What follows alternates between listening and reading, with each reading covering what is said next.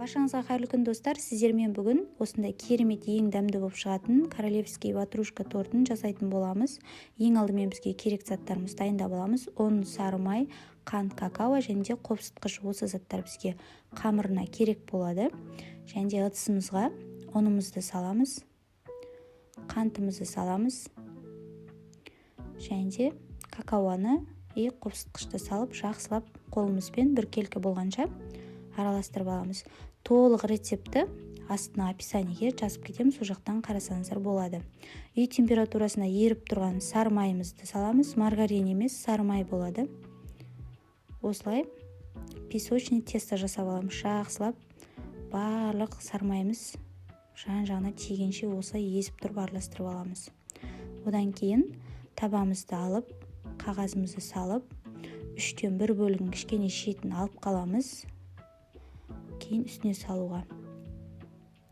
Осылай қамырымызды жақсылап жайып, шеттеріне форма шығарып, жайғастырып алатын боламыз.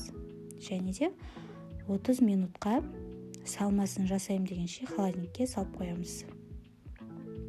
Салмасына творог, қант, какао, ванилин және де 3 штук жұмыртқа кетеді. Творогтың үстіне қантымызды және де жұмыртқамызды және де ванилинді салып араластырып аламыз.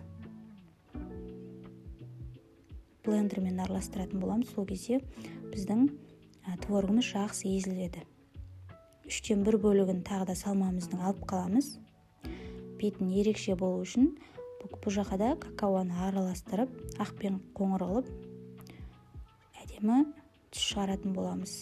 Бұны жасау негізі маңызды емес. Бұлай жасамасаңыздар да болады, полный ақ қылып қойсаңыздар да болады салмасын. Мен әдемі ерекше болсын деп осылай жасадым. Жақсылап жайып, жайғастырып аламыз. Содан кейін бағана алып қалған қамырымызды осылай барлық бетіне сеуіп шығамыз жабылғанша.